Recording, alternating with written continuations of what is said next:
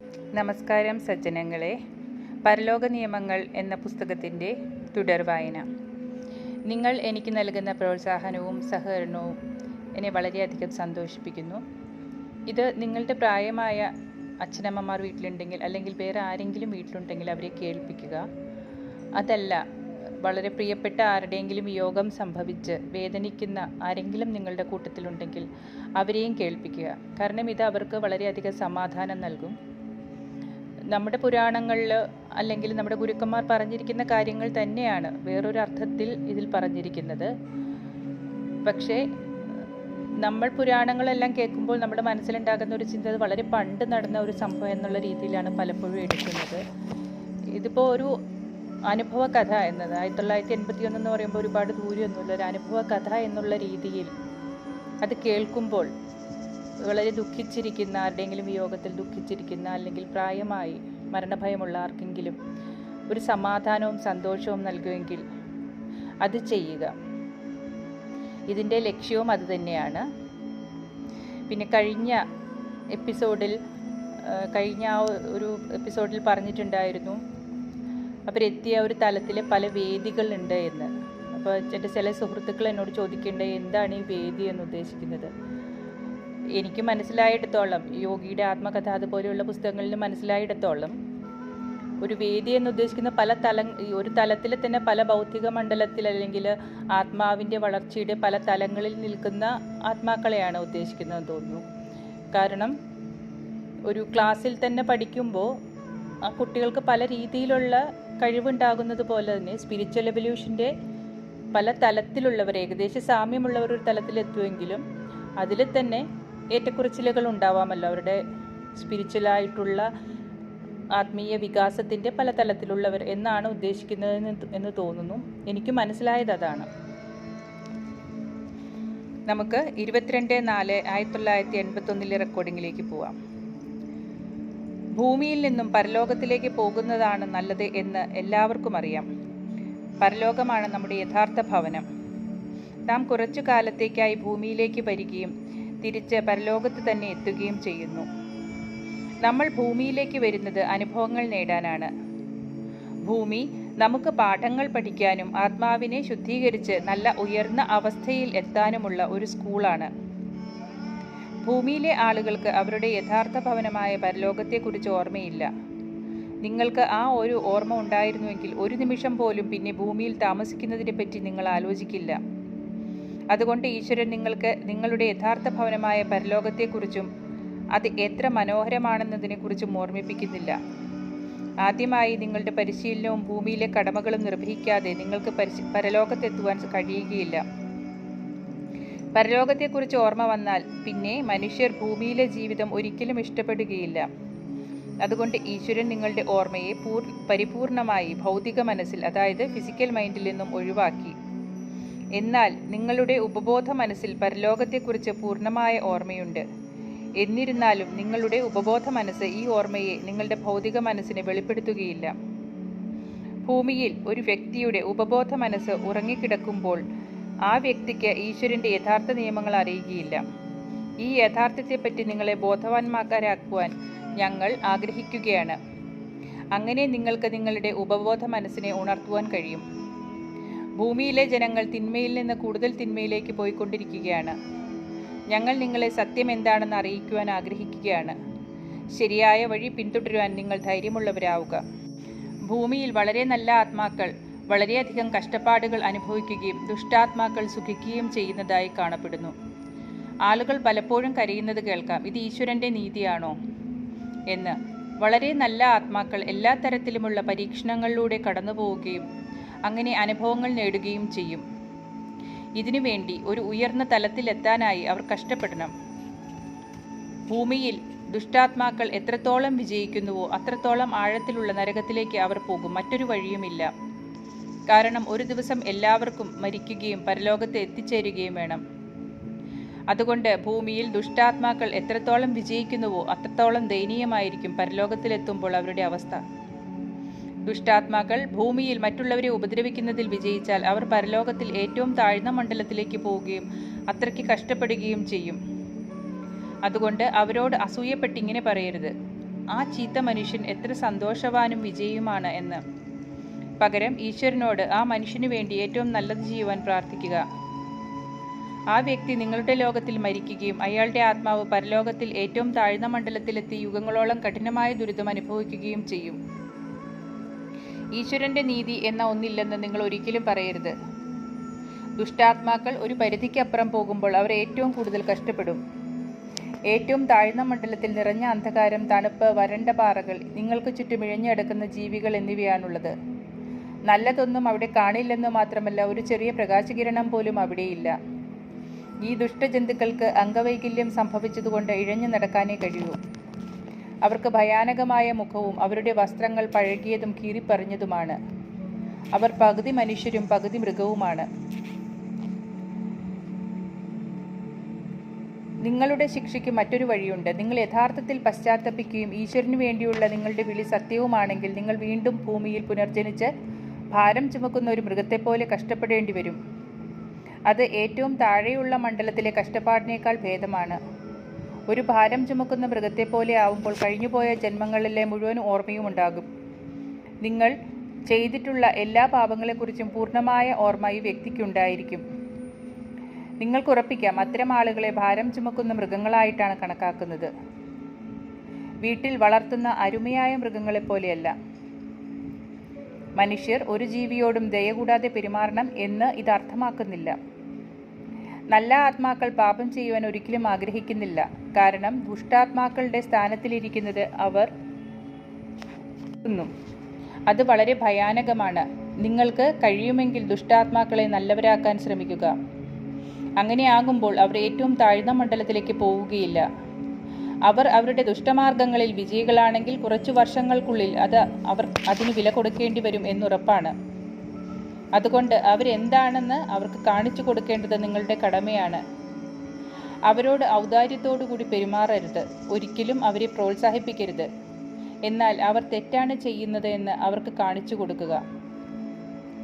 24/4/1981. എല്ലാവരെയും സഹായിക്കുന്നത് ദൈവികമാണോ? സർവശക്തനായ ഈശ്വരന്റെ യഥാർത്ഥ നിയമങ്ങൾ അറിയുക എന്നത് വലിയ അനുഗ്രഹമാണ്. ആളുകൾ പറയുന്നത് നിങ്ങൾ കേട്ടിട്ടുണ്ടായിരിക്കും, എല്ലാവരെയും സഹായിക്കുന്നത് ദൈവികമാണ് എന്ന്. ശരിയാണ്, സഹായിക്കുന്നത് ദൈവികമാണ്. എന്നാൽ എല്ലാവരെയുമല്ല. നിങ്ങളുടെ കൂടെയുള്ളവരെ സഹായിക്കുന്നത് ദൈവികമാണ്. എന്നാൽ നിങ്ങൾക്ക് കൂടെയുള്ള എല്ലാവരെയും സഹായിക്കാൻ ആവുകയില്ല. കാരണം ചിലരെല്ലാം വളരെ ചീത്തയാണ്. ആരെ സഹായിക്കണം, ആരെ സഹായിക്കരുത് എന്ന് നിങ്ങളെ ആശ്രയിച്ചിരിക്കുന്നു. നിങ്ങൾ ഒരു ദുഷ്ടാത്മാവിനെ സഹായിക്കുമ്പോൾ നിങ്ങൾ തിന്മയെ പ്രോത്സാഹിപ്പിക്കുകയാണ്. അതുകൊണ്ട് നിങ്ങൾ ചെയ്തത് ശരിയായോ? ഈശ്വരൻ നിങ്ങൾ ചെയ്യണമെന്ന് ആഗ്രഹിക്കുന്ന കാര്യമാണോ നിങ്ങൾ ചെയ്തത്? ചിന്തിക്കൂ. അപ്പോൾ നിങ്ങൾക്ക് മനസ്സിലാകും നിങ്ങൾ നിങ്ങളെ തന്നെയും ആ ദുഷ്ടാത്മാവിനെയും ഉപദ്രവിക്കുകയാണെന്ന്. നിങ്ങൾ പറയും, ഞാനൊരു കൊലപാതകം ചെയ്യാനോ ഒരാളെ ഉപദ്രവിക്കാനോ ആരെയും സഹായിക്കില്ല എന്ന്. ഞങ്ങൾക്കറിയാം നിങ്ങൾ അങ്ങനെ ചെയ്യില്ല എന്ന്. എന്നാൽ നിങ്ങളൊരു ദുഷ്ടാത്മാവിന് ഭക്ഷണമോ വസ്ത്രമോ പണമോ കൊടുക്കുന്നത് തെറ്റാണോ? അതെ, അത് തീർച്ചയായും തെറ്റാണ്. കാരണം അങ്ങനെ ചെയ്യുമ്പോൾ അത് അയാളെ ഒരു തരത്തിൽ പ്രോത്സാഹിപ്പിക്കലാണ്. അപ്പോൾ അയാൾ കൂടുതൽ തിന്മ ചെയ്യാൻ തുടങ്ങുന്നു. അതുകൊണ്ട് ഇത്തരം ദുഷ്ടാത്മാക്കൾക്ക് കുറച്ച് സഹായമെങ്കിലും ചെയ്യുന്നത് ഈശ്വരന്റെ നിയമത്തിനെതിരാണ്. ഒരു ദുഷ്ടാത്മാവിനോട് എപ്പോഴും കടുത്ത നിലപാടെടുക്കുക. അങ്ങനെ ചെയ്തില്ലെങ്കിൽ നിങ്ങൾ അയാളെ പ്രോത്സാഹിപ്പിക്കുകയാണ്. അപ്പോൾ നിങ്ങളും അയാളുടെ പോലെ പാപിയായി തീരുന്നു. നിങ്ങൾ റോഡിൽ പട്ടിണി കിടക്കുന്ന ഒരു മനുഷ്യനെ കാണുന്നു എന്ന് കരുതുക. അയാൾക്ക് കുറച്ച് ഭക്ഷണമോ പണമോ കൊടുക്കേണ്ടത് നിങ്ങളുടെ കടമയാണെന്ന് നിങ്ങൾക്ക് തോന്നുന്നു. അയാൾ ഒരു ദുഷ്ടാത്മാവാണോ എന്ന് നിങ്ങൾക്ക് ചോദിക്കാൻ കഴിയുകയില്ല. അയാൾ ഒരു ദുഷ്ടനാണെങ്കിൽ തീർച്ചയായും അയാൾ സത്യം പറയുകയില്ല. അയാൾ നല്ലവനാണോ ദുഷ്ടനാണോ എന്ന് നിങ്ങൾക്കറിയുകയില്ല. എന്നാൽ നിങ്ങളുടെ ഹൃദയം അയാൾക്ക് എന്തെങ്കിലും കൊടുക്കണമെന്ന് പറയുന്നു. കാരണം അയാൾ പട്ടിണിയിലാണ്. നിങ്ങളുടെ ഹൃദയം അങ്ങനെ പറയുന്നുണ്ടെങ്കിൽ അയാൾക്ക് എന്തെങ്കിലും കൊടുക്കുക. കാരണം അയാളുടെ സ്വഭാവം എങ്ങനെയാണെന്ന് നിങ്ങൾക്കറിയില്ല. എന്നാൽ അറിഞ്ഞുകൊണ്ട് നിങ്ങളൊരു ദുഷ്ടാത്മാവിനെ സഹായിക്കുകയാണെങ്കിൽ അതിൻ്റെ അർത്ഥം നിങ്ങളും ദുഷ്ടനാണെന്നാണ്. അതല്ലെങ്കിൽ ഒരു ദുഷ്ടന് ഒരു തരത്തിലുള്ള സഹായവും നിങ്ങൾ ചെയ്തു കൊടുക്കരുത്. നിങ്ങൾ പറയും, എന്നാൽ അയാൾ പട്ടിണിയിലായിരുന്നു. അയാൾ വിശന്നു മരിക്കുന്നത് ഞാൻ കണ്ടു നിൽക്കണോ? വേണ്ട, അത് മനുഷ്യത്വമല്ല. അതുകൊണ്ട് അയാൾക്ക് ഭക്ഷണം കൊടുക്കുക. മറ്റൊരു തരത്തിലും അയാളെ സഹായിക്കരുത്. ആ വ്യക്തി തൻ്റെ തെറ്റുകൾക്ക് പശ്ചാത്തപിച്ചാൽ അല്ലാതെ. ഇതിൻ്റെ അർത്ഥം അയാൾ യഥാർത്ഥത്തിൽ പശ്ചാത്തപിച്ചിട്ടുണ്ടെന്നും തൻ്റെ സ്വഭാവത്തിൽ മാറ്റം വരുത്താൻ അയാൾ യഥാർത്ഥത്തിൽ ആഗ്രഹിക്കുന്നുണ്ടെന്നുമാണ്. അങ്ങനെ വരുമ്പോൾ നിങ്ങൾക്ക് പറ്റാവുന്ന തരത്തിലെല്ലാം അയാളെ സഹായിക്കണം. ചീത്ത സ്വാധീനത്തിൽ നിന്നും അയാളെ പുറത്തു കൊണ്ടുവന്ന് ഉയർന്ന ഒരു നിലയിലേക്ക് അയാളെ ഉയരാൻ സഹായിക്കുക എന്നത് നിങ്ങളുടെ കടമയാണ്. അത് യഥാർത്ഥത്തിലുള്ള നല്ല കർമ്മമാണ്. എന്നാൽ അയാൾ യഥാർത്ഥത്തിൽ പശ്ചാത്തപിക്കുകയും തൻ്റെ സ്വഭാവം നന്നാക്കാൻ ആഗ്രഹിക്കുകയും ചെയ്യുന്നുണ്ടെങ്കിൽ മാത്രമേ നിങ്ങൾ അയാളെ സഹായിക്കാവൂ. നന്മ ചെയ്യുന്ന ഒരു മനുഷ്യനെ സഹായിക്കുക. എന്നാൽ നിങ്ങളുടെ കർമ്മം നിസ്വാർത്ഥമാണെന്ന് ഉറപ്പുവരുത്തണം. അത് പരിപൂർണമായും നിസ്വാർത്ഥമായിരിക്കണം. ആളുകളെ സഹായിക്കുന്നതിനെക്കുറിച്ച് അതാണ് നിങ്ങൾ അറിയേണ്ടത്. നിങ്ങൾ ഒരിക്കലും തെറ്റ് ചെയ്യുകയില്ലെന്ന് ഞങ്ങൾക്ക് ഉറപ്പുണ്ട്. 25/4/1981. പല പ്രാവശ്യവും നമ്മൾ ചിലർ പറയുന്നത് കേട്ടിട്ടുണ്ട്, സ്വയം സഹായിക്കുന്നവരെ ഈശ്വരൻ സഹായിക്കുന്നു എന്ന്. ഇത് തീർച്ചയായും സത്യമാണ്. ഇത് സർവേശ്വരൻ്റെ യഥാർത്ഥ നിയമമാണ്. നിങ്ങൾ ഒരു താഴ്ന്ന മണ്ഡലത്തിലാണെന്ന് കരുതുക. നിങ്ങൾ ഉയർന്ന മണ്ഡലത്തിലെത്തണമെന്ന് ആഗ്രഹിക്കുന്നു. നിങ്ങൾ സത്യമായിട്ടും പുരോഗമിക്കാൻ ശ്രമിക്കുന്നു എന്നും കരുതുക. അങ്ങനെയാകുമ്പോൾ സർവശക്തനായ ഈശ്വരൻ നിങ്ങളെ സഹായിക്കും. നിങ്ങൾ ആത്മീയമായി ഉയരണമെന്ന് ഈശ്വരൻ ആഗ്രഹിക്കുന്നു. നിങ്ങൾ യഥാർത്ഥത്തിൽ സന്തോഷിക്കണമെന്ന് ഈശ്വരൻ ആഗ്രഹിക്കുന്നു. അതുകൊണ്ട് ആത്മീയമായി പുരോഗമിക്കാൻ ഒരു ചെറിയ ചായ്വ് കാണിക്കുമ്പോഴേക്കും നിങ്ങൾക്ക് ധാരാളം സഹായം ലഭിക്കും. താഴ്ന്ന മണ്ഡലത്തിലുള്ള നിരവധി ആളുകൾ പറയും, ഞാൻ ആർക്കും ഒരു ദ്രോഹവും ചെയ്തിട്ടില്ല. ഞാൻ ഈശ്വരഭയമുള്ള ഒരാളായിരുന്നു. ഞാൻ ഇതുവരെ ഒരു കുറ്റകൃത്യവും ചെയ്തിട്ടില്ല. നിങ്ങൾ കുറ്റകൃത്യങ്ങളൊന്നും ചെയ്തിട്ടില്ലായിരിക്കാം, എന്നാൽ നിങ്ങൾ നിരവധി പാപങ്ങൾ ചെയ്തിട്ടുണ്ടായിരിക്കാം. ഭൂമിയിലെ ആളുകൾ ഉണ്ടാക്കിയിട്ടുള്ള നിയമങ്ങൾ ഈശ്വരൻ്റെ നിയമങ്ങളല്ല. നിങ്ങളുടെ ലോകത്തിൽ ഒരു കുറ്റകൃത്യമായി കരുതുന്നത് ഒരു പാപമല്ലായിരിക്കാം. മാത്രമല്ല, ഒരു പാപം കുറ്റകൃത്യമായി കൊള്ളണമെന്നുമില്ല. ഉദാഹരണമായി, സ്വാർത്ഥനായിരിക്കുക എന്നത് ഒരു കുറ്റകൃത്യമല്ല. നിങ്ങളുടെ ഉള്ള ഇരുട്ട് നിറഞ്ഞതായിരിക്കുമ്പോൾ നിങ്ങൾ ഒരു നല്ല ആത്മാവാണെന്ന് ലോകത്തിനു മുമ്പിൽ കാണിക്കുന്നത് ഒരു കുറ്റകൃത്യമല്ല, എന്നാൽ അതൊരു പാപമാണ്. അതുകൊണ്ട് പല കുറ്റകൃത്യങ്ങളും മനുഷ്യനുണ്ടാക്കിയ നിയമങ്ങൾ ലംഘിക്കുന്നത് പാപങ്ങളല്ല. പാപത്തിൻ്റെ അർത്ഥം ഈശ്വരനുണ്ടാക്കിയ നിയമങ്ങൾ ലംഘിക്കുന്നതാണ്. പല പാപങ്ങളും നിങ്ങളുടെ ലോകത്തിൽ തെറ്റായി കണക്കാക്കാറില്ല. അതുകൊണ്ട് ഭൂമിയിലെ ആളുകൾ സർവശക്തനായ ഈശ്വരൻ്റെ യഥാർത്ഥ നിയമങ്ങളെപ്പറ്റി തെറ്റിദ്ധരിച്ചിരിക്കുകയാണ്. നിരവധി പാപങ്ങൾ പാപങ്ങളായി കണക്കാക്കുകയേ പതിവില്ല. അതുകൊണ്ട് ഏതൊക്കെ പാപങ്ങളാണ് നിങ്ങളെ യഥാർത്ഥ വാസസ്ഥലമായ പരലോകത്തിലെ താഴ്ന്ന മണ്ഡലങ്ങളിൽ എത്തിക്കുക എന്നത് അറിഞ്ഞിരിക്കുന്നത് നല്ലതല്ലേ? 26/4/1981 റെക്കോർഡ് ചെയ്ത കമ്മ്യൂണിക്കേഷൻ. ഇത് വളരെ പ്രധാനപ്പെട്ട ആയത് കാരണം വളരെയധികം ശ്രദ്ധിക്കുക. ഇത് മനസ്സിലാക്കുന്നതിൽ നിങ്ങൾ ഒരു വീഴ്ചയും വരുത്തരുത്. ദുഷ്ടാത്മാക്കൾ അവരുടെ ചീത്ത വഴികൾ ഉപേക്ഷിച്ച് ശരിയായ മാർഗത്തിൽ ചരിക്കുമ്പോൾ ഈശ്വരൻ അവരെ ഉയർന്ന മണ്ഡലത്തിലെത്താൻ സഹായിക്കും. ഇതിൻ്റെ അർത്ഥം ഈശ്വരൻ അവർ ആവശ്യപ്പെടുമ്പോഴേക്കും അവരോട് ക്ഷമിച്ച് സ്വർഗത്തിലേക്ക് സ്വാഗതം ചെയ്യുമെന്നല്ല. തീർച്ചയായും നിങ്ങളുടെ പാപങ്ങൾക്ക് നിങ്ങൾ വില കൊടുക്കേണ്ടി വരും. എന്നാൽ നിങ്ങൾക്ക് മാറാൻ യഥാർത്ഥത്തിൽ ആഗ്രഹമുണ്ടെങ്കിൽ ഈശ്വരൻ ഉറപ്പായും നിങ്ങളെ സഹായിക്കും.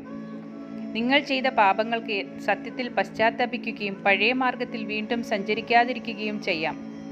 ഈശ്വരൻ ഉറപ്പുവരുത്തിയാൽ മാത്രമേ അത് സംഭവിക്കുകയുള്ളൂ. ഈശ്വരൻ നിങ്ങളെ നേരിട്ട് ഉയർന്ന മണ്ഡലത്തിലേക്ക് എത്തിക്കുമെന്നല്ല ഇതിനർത്ഥം. അദ്ദേഹം നിങ്ങൾക്ക് വഴി കാണിക്കുകയും നിങ്ങളുടെ കർമ്മം നല്ല രീതിയിൽ ചെയ്തു തീർക്കാൻ നിങ്ങളെ പഠിപ്പിക്കുകയും ചെയ്യും. ഒരു നിമിഷത്തിൽ തിന്മ ചെയ്യുകയും അടുത്ത നിമിഷത്തിൽ ഈശ്വരനെക്കുറിച്ച് ചിന്തിക്കുകയും ആരാധിക്കുകയും ചെയ്യുന്നത് നിങ്ങളെ സ്വർഗത്തിലെത്തിക്കുമെന്ന് നിങ്ങൾ ഒരു തരത്തിലും വിശ്വസിക്കരുത്. ഒരു പുരോഹിതനോട് കുറ്റമേറ്റു പറയുന്നതും ഈശ്വരൻ നിങ്ങളോട് ക്ഷമിച്ചു എന്ന് വിശ്വസിക്കുന്നതും വിഡ്ഢിത്തമാണ്. ഞാൻ മുമ്പ് പറഞ്ഞതുപോലെ പുരോഹിതൻ ചിലപ്പോൾ നിങ്ങളെക്കാൾ പാപിയായിരിക്കും. നിങ്ങളോട് ക്ഷമിക്കാൻ അയാൾ ആരാണ്? സർവശക്തനായ ഈശ്വരന് മാത്രമേ നിങ്ങളുടെ പാപങ്ങൾക്ക് നിങ്ങളോട് ക്ഷമിക്കാൻ കഴിയൂ. അത് നിങ്ങൾ പശ്ചാത്തപിച്ചതിന് ശേഷം മാത്രം. നിങ്ങളുടെ ഉള്ളിലെ ഉദ്ദേശം വാസ്തവമായി നന്നാവാനുള്ള ആഗ്രഹം മാത്രമാണ് ഈശ്വരൻ കണക്കിലെടുക്കുന്നത്. നിങ്ങളുടെ ഉള്ളിലെ ആഗ്രഹം സത്യസന്ധമായ ഒരു ജീവിതം നയിച്ച് ഈശ്വരനിൽ എത്തുക എന്നതായിരിക്കണം. ഒരു വ്യക്തി സാധാരണ മനുഷ്യനായിരിക്കാം. അയാളുടെ വിനീതമായ ചോദ്യങ്ങൾ ആരും ചെവിക്കൊള്ളുക തന്നെയില്ലായിരിക്കാം. അയാൾ നിങ്ങളുടെ ലോകത്തിൽ ആരുമല്ലായിരിക്കാം. എന്നാൽ പരലോകത്തിൽ ഏതൊരു പ്രസിദ്ധനായ ആളെക്കാളും ഉയരത്തിലായിരിക്കും അയാൾ. അതുകൊണ്ട് ഭൂമിയിൽ ഒരു യഥാർത്ഥ നല്ല ആത്മാവിനെ ഒരു ദുഷ്ടാത്മാവിൽ നിന്ന് നിങ്ങൾക്ക് വേർതിരിച്ചറിയാൻ സാധ്യമല്ല. ഈ ആത്മാക്കൾ തമ്മിൽ വളരെയധികം വ്യത്യാസമുണ്ട്. എന്നാൽ നിങ്ങൾക്ക് എന്നിട്ടും അവരെ വേർതിരിച്ചറിയാൻ കഴിയുന്നില്ല. കാരണം നിങ്ങൾക്ക് ഒരാത്മാവിൻ്റെ കമ്പനങ്ങളും അഥവാ വൈബ്രേഷൻസ്, പ്രഭാവലയവും അഥവാ ഓറ കാണാനുള്ള കഴിവില്ല. അതെ, നിങ്ങൾക്ക് ഏതാണ് നല്ല ആത്മാവ്, ഏതാണ് ദുഷ്ടാത്മാവ് എന്ന് മനസ്സിലാക്കുക വളരെയധികം ബുദ്ധിമുട്ടാണ്. പലപ്പോഴും ഭൂമിയിലെ ആളുകൾ ഒരു വ്യക്തിയെ വളരെയധികം ഭക്തിയും പരിശുദ്ധിയും ഉള്ളതായി വിചാരിക്കാറുണ്ട്. എന്നാൽ ആ വ്യക്തി ഏറ്റവും വലിയ ദുഷ്ടാത്മാവായിരിക്കാം. നിങ്ങൾക്ക് ഞങ്ങളുടെ ഉപദേശം ഇതാണ്: നിങ്ങൾക്ക് സുരക്ഷിതമായി പരലോകവുമായി ആശയവിനിമയം നടത്താനാവുമെങ്കിൽ ദുഷ്ടാത്മാക്കളുമായുള്ള നിരന്തര സമ്പർക്കത്തിലൂടെയും സ്വാധീനത്തിലൂടെയും നിങ്ങൾ താഴ്ന്ന തലത്തിലേക്ക് വലിച്ചിഴക്കപ്പെടുകയില്ല. 27/4/1981 റെക്കോർഡിംഗ്. നിങ്ങളെ പ്രലോഭിപ്പിക്കുന്ന ഒരു പിശാച് ഉണ്ടെന്ന് പറയപ്പെടുന്നു. നമ്മുടെ പ്രപഞ്ചത്തിൽ പിശാച് ഇല്ലെന്ന് ഞങ്ങൾ പറയട്ടെ. എന്നാൽ എത്രത്തോളം ചീത്ത മനുഷ്യരുണ്ടോ അത്രത്തോളം ചെകുത്താന്മാരുമുണ്ട്. ഇവിടെ പരലോകത്തിൻ്റെ താഴ്ന്ന തലത്തിലും ഭൂമിയിലും ഈ പിശാചുക്കൾ നിങ്ങളുടെ ലോകത്തെ ജീവിക്കാൻ പറ്റാത്ത ഒരു നരകമാക്കി തീർത്തിരിക്കുന്നു. ഭൂമിയിൽ നിങ്ങൾ എല്ലാവരും ഒരുമിച്ച് ജീവിക്കുന്നു, നല്ല ആത്മാക്കളും ചീത്ത ആത്മാക്കളും വളരെ ദുഷ്ടാത്മാക്കളും.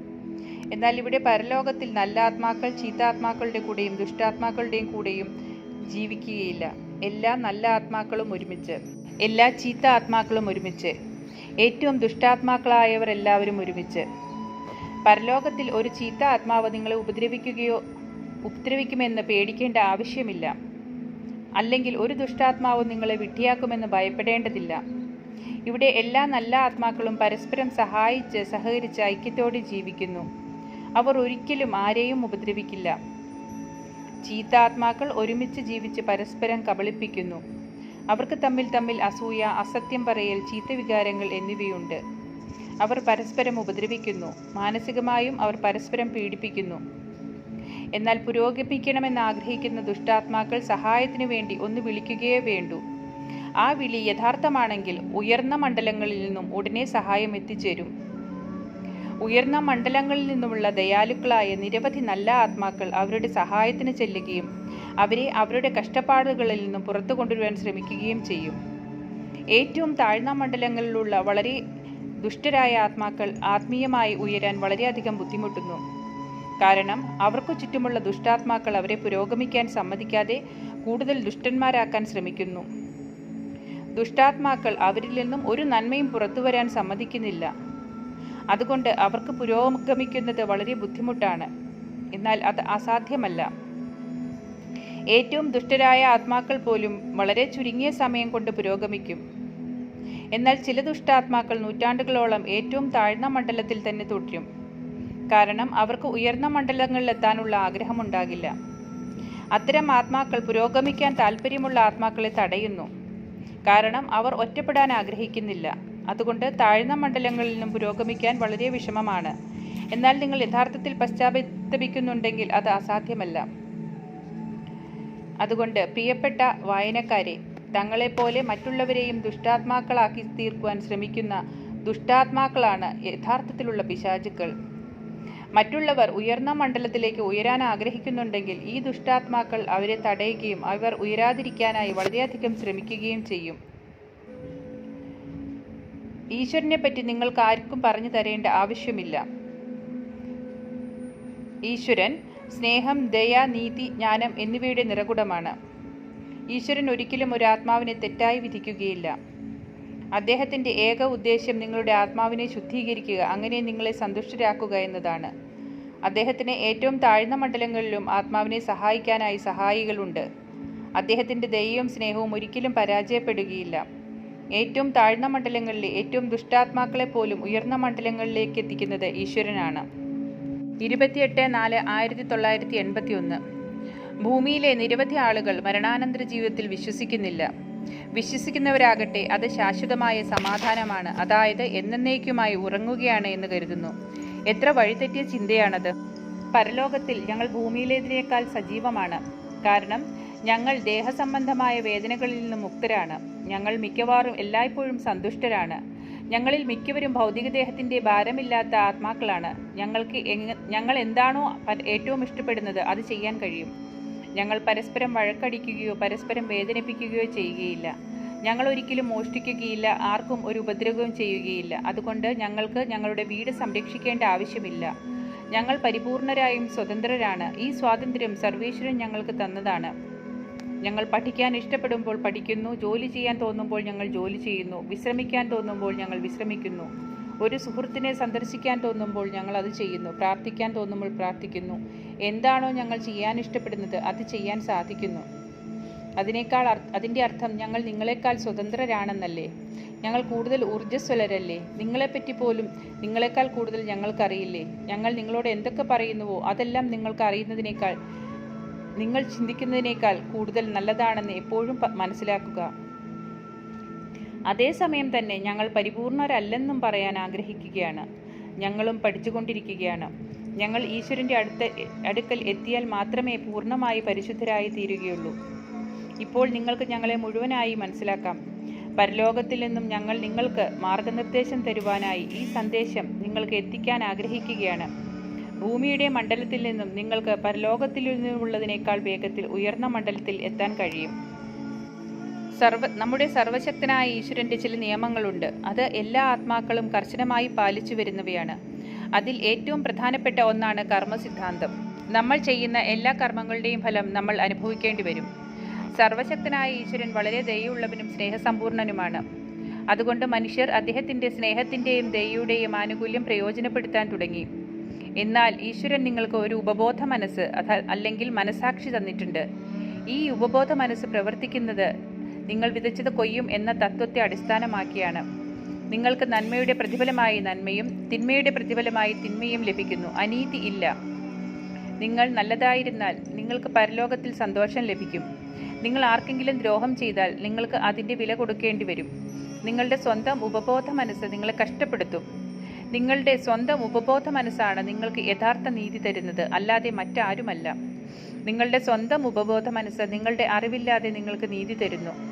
നിങ്ങളുടെ ഭൗതിക മനസ്സിന് എന്തുകൊണ്ട് നിങ്ങൾ കഷ്ടപ്പെടുന്നു എന്ന് ഒട്ടും അറിവുണ്ടായിരിക്കുകയില്ല. നിങ്ങൾക്ക് നിങ്ങളുടെ കർമ്മത്തിൻ്റെ പ്രതിഫലമോ അല്ലെങ്കിൽ ശിക്ഷയോ സ്വയമേവ ലഭിക്കുന്നു. ഇതിൽ നിന്നും നിങ്ങൾക്ക് മനസ്സിലാക്കാം, സർവശക്തനായ ഈശ്വരൻ അങ്ങേയറ്റത്തെ ദയയുള്ളവനും സ്നേഹമുള്ളവനുമാണ്. അദ്ദേഹം ഒരിക്കലും നിങ്ങളെ ശിക്ഷിക്കുകയില്ല. നിങ്ങളുടെ കർമ്മത്തിൻ്റെ ഫലമാണ് നിങ്ങൾക്ക് അനുഭവിക്കേണ്ടി വരുന്നത്. പ്രിയപ്പെട്ട ശ്രോതാക്കളെ, ഈ ഒരു ഓഡിയോ സീരീസിൻ്റെ ഈ ഭാഗം ഇവിടെ അവസാനിക്കുകയാണ്. ഈ ഒരു ഭാഗം ഏകദേശം നമ്മുടെ ഭഗവത്ഗീതയിലെ കർമ്മ യോഗത്തെപ്പറ്റി തന്നെയാണ് പറയുന്നത്. നമ്മളുടെ കർമ്മമാണ് നമ്മളുടെ എല്ലാ അനുഭവങ്ങളുടെയും ആധാരം. ഈശ്വരൻ ഒരു സാക്ഷി രൂപത്തിൽ നിലകൊള്ളുന്നു. നമ്മളുടെ ആത്മാവിനും പരമാത്മാവിനും തമ്മിലുള്ള അകലം ഇല്ലാതാക്കാൻ ഈ ശ്രവണം കൊണ്ട് നിങ്ങൾക്ക് സാധിക്കട്ടെ എന്ന് പ്രാർത്ഥിച്ചുകൊണ്ട് ഈ ഒരു എപ്പിസോഡ് ഇവിടെ അവസാനിക്കുകയാണ്. തുടർന്ന് കേൾക്കുന്നതിനായി ഈ ഒരു ചാനൽ സബ്സ്ക്രൈബ് ചെയ്യുക. അപ്പോൾ ഞാൻ വീഡിയോ ഇടുന്ന ഉടനെ തന്നെ നിങ്ങൾക്കത് ലഭിക്കും. അത് നോട്ടിഫിക്കേഷൻ വരുവാനായിട്ട് ആ ബെല്ലൈക്കൺ കൂടി അമർത്തുക. എല്ലാ സജ്ജനങ്ങൾക്കും നമസ്കാരം.